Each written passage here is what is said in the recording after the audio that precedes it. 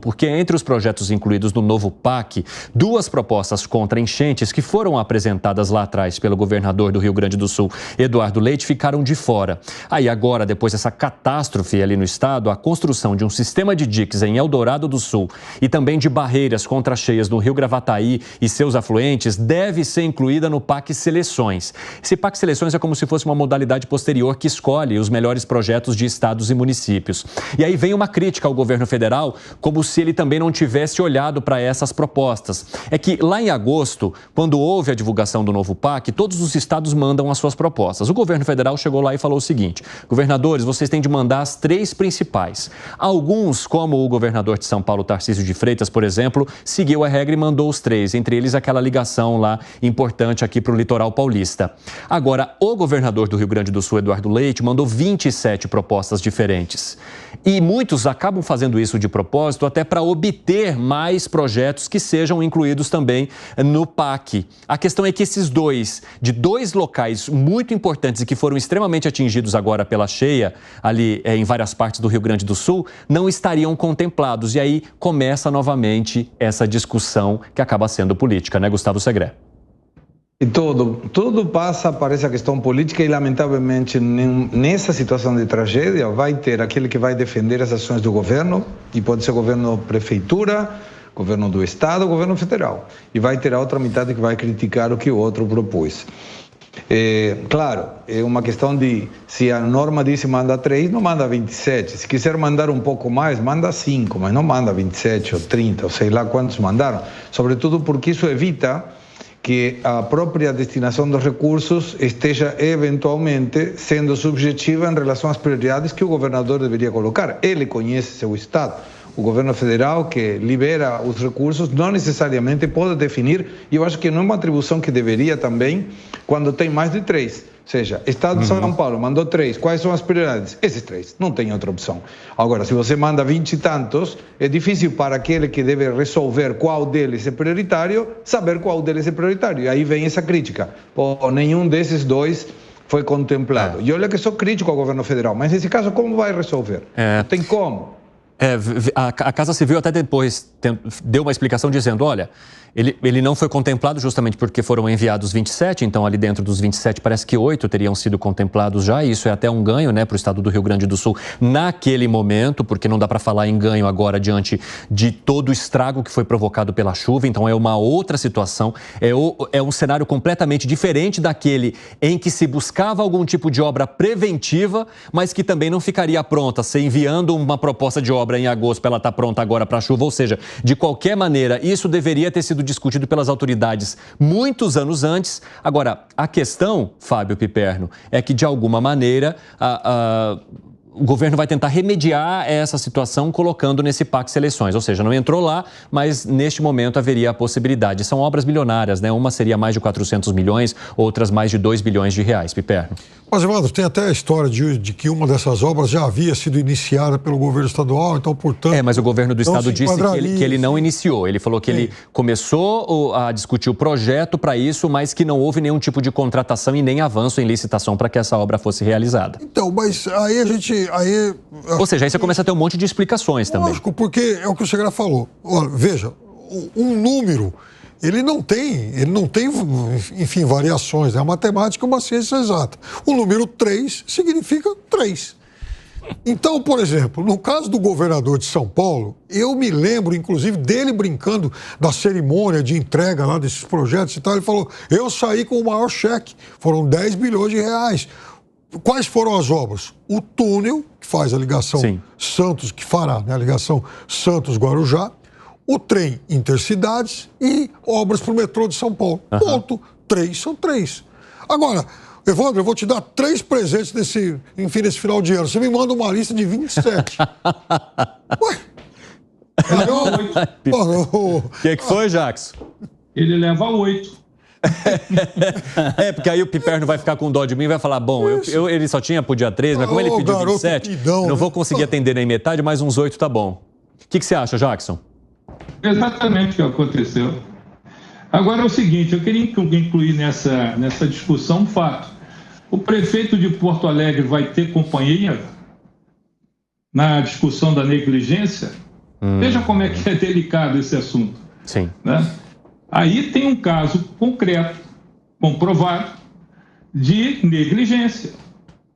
Seja do governador, que mandou 27, e ele poderia dizer que não era negligente, que mandou 27, os 3 dentro, ou o governo federal que não fez.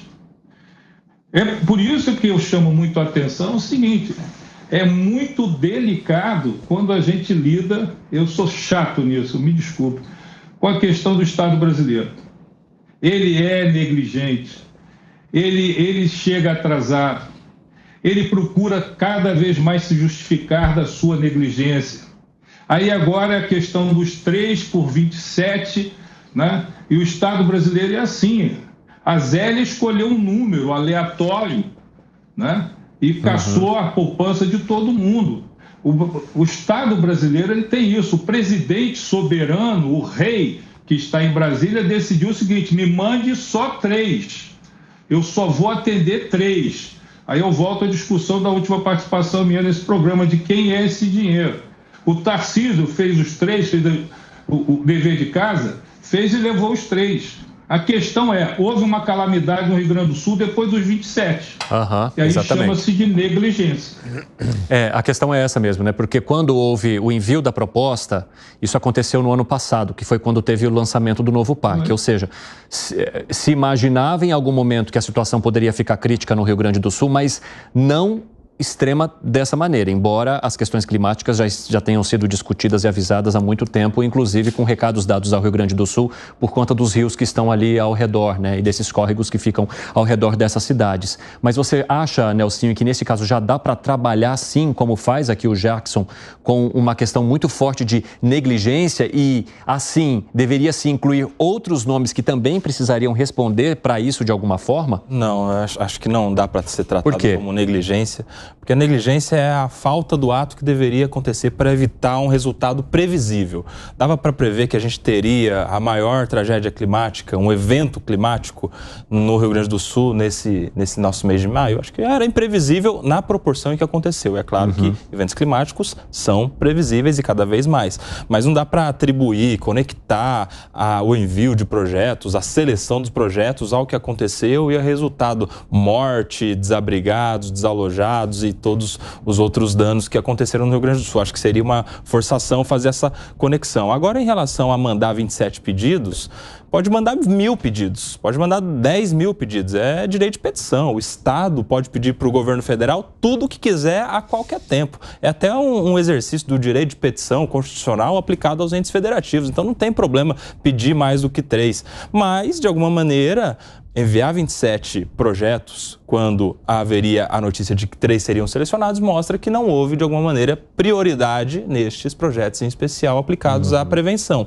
E, de outro lado, também não houve lá na seleção, dentre os 27 projetos, por parte do governo federal, o olhar clínico para saber que estes de prevenção também são prioritários em relação a todos os enviados. Então, assim, é claro que ninguém aí nessa história foi perfeito, mas não dá para dizer que houve uma negligência a ponto de responsabilizar. Ô Jackson, o Nelsinho Kobayashi, só rapidamente, o Nelsinho Kobayashi traz até uma explicação técnica para falar sobre a questão de se apontar ou não a negligência desses entes federativos, né, dessas autoridades públicas sobre o que aconteceu no Rio Grande do Sul, de alguma forma divergindo do que você trouxe. Se você encontra alguma lacuna nesse discurso do Nelsinho para falar sobre a maneira como essas autoridades deveriam ser avaliadas ali no Estado? Eu só chamei a atenção porque existe a intenção de punir o prefeito de Porto Alegre por negligência. Sim. Essa é a minha questão. Então, o que eu disse aqui foi o seguinte: coloca mais gente nessa fatura, porque a razão é a mesma. Como é que esse prefeito ia prever isso ou não ia prever isso? Então, a minha colocação sobre a negligência é essa. Agora, na primeira participação minha nesse programa, quando a gente tratou desse assunto, eu lamentei muito um fato que é muito comum no Brasil. Muito comum. Essas coisas ocorrem como se fossem novidades. Ninguém é punido em razão dos acontecimentos. Pessoas morrem, perdem sua residência. E parece que o Rio Grande do Sul foi o primeiro caso ocorrido no Brasil. Não foi. Não é a primeira vez. Dilúvio foi da época de Noé. Então me diga o seguinte, cara, como é que pode se não punir os agentes do Estado por não terem sido precavidos numa situação que ocorre constantemente no Brasil. Ainda lembrei do episódio que eu vivi em Teresópolis e Friburgo. Sim. Houve em Santa Catarina. Agora, na hora que se chama atenção para isso, não. Outra coisa que eu queria só terminar aqui, lembrando pelo que o Piperno falou, a questão é o seguinte, não é um momento de se punir o prefeito. Eu acho que não tem que punir o prefeito, coisa nenhuma. Mas sabe por que se busca esse momento? Porque, infelizmente, a justiça, a polícia, a investigação no Brasil funciona só nos momentos dos grandes clamores. Por isso é que existe uma brutal impunidade, por isso que muito a investigação não acontece, investigação nenhuma vai avante. Você é capaz de descobrir o mandante do crime de uma vereadora no Rio de Janeiro, mas não é capaz de descobrir o mandante e os criminosos de vários outros crimes ocorridos na Baixada Fluminense com vereadores também. Por quê? Porque na comoção é que a justiça funciona e a investigação funciona. Só lembrando o Piperno isso.